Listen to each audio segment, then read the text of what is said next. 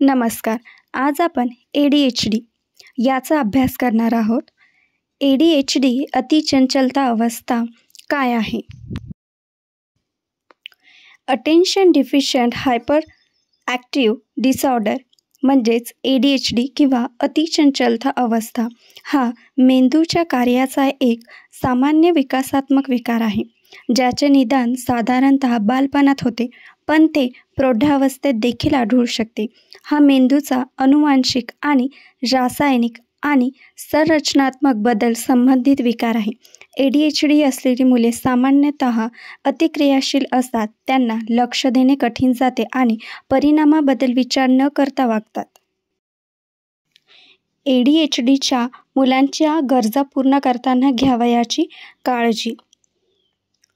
ADHD मुलांना दररोजनिशी अनेक समस्यांना सामोरी जावे लागते. कालांतराने या समस्या व्यापक बनतात.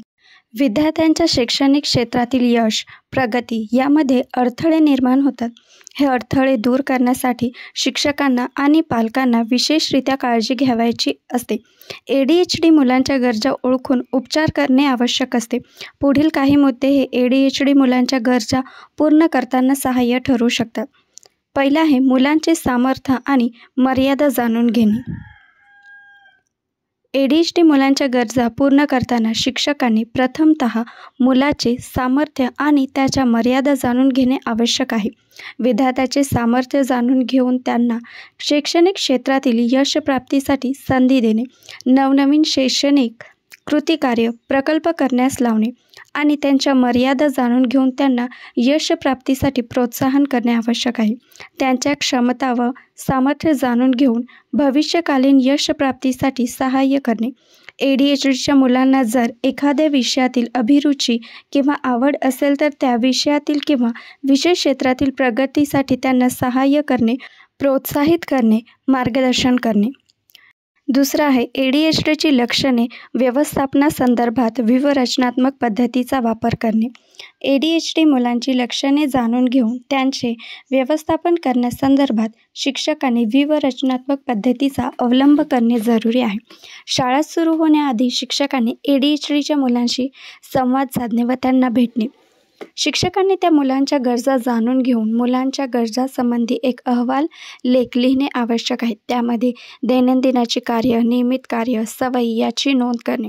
ADHDच्या मुलांची लक्षणे जाणून घेऊन त्यांचे व्यवस्थापन करण्यासंबंधी त्या मुलाचे अध्ययनाची सवय, परिस्थितीजन्य वातावरण, वर्तनविषयक व्यवस्थापन आणि मूलभूत गरजा या गोष्टींविषयी सर्व माहिती जाणून घेणे आवश्यक ठरते.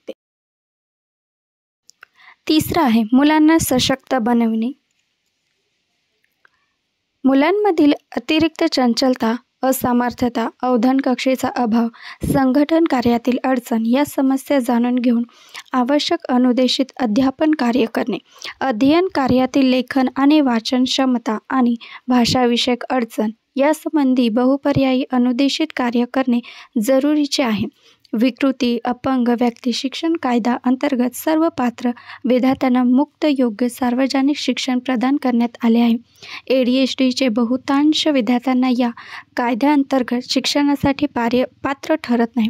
त्यांना विशेष शिक्षणाची आवश्यकता असते. काही शाळा या मुलांबद्दल नकारात्मक भूमिका दर्शवतात.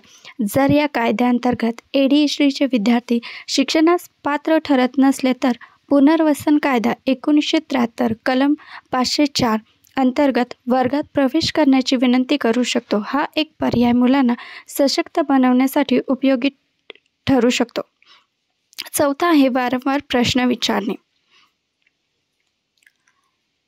अतिक्रियाशीलता ही साधारणपणे मूल 3-4 वर्षाचे असल्यावर दिसून येते.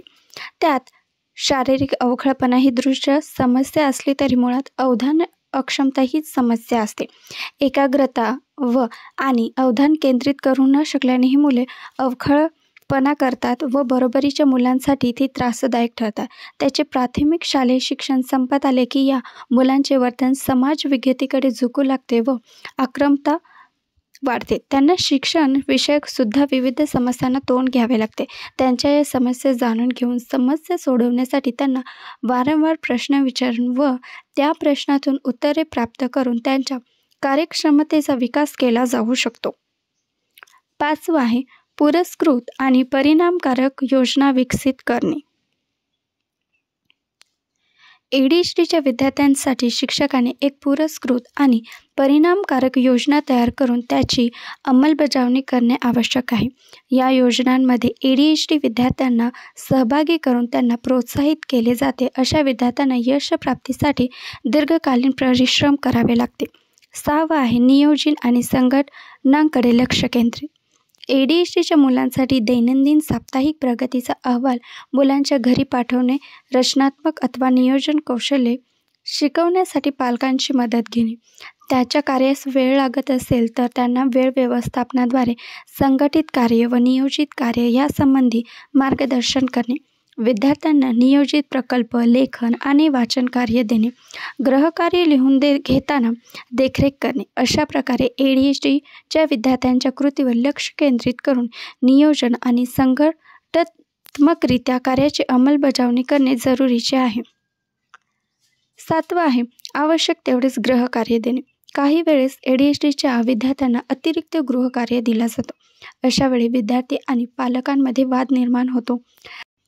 त्यांनी गृहकार्य पूर्ण करावे अशी पालकांची इच्छा असते, परंतु ADHD विद्यार्थी ते गृहकार्य पूर्ण करू शकत नाही.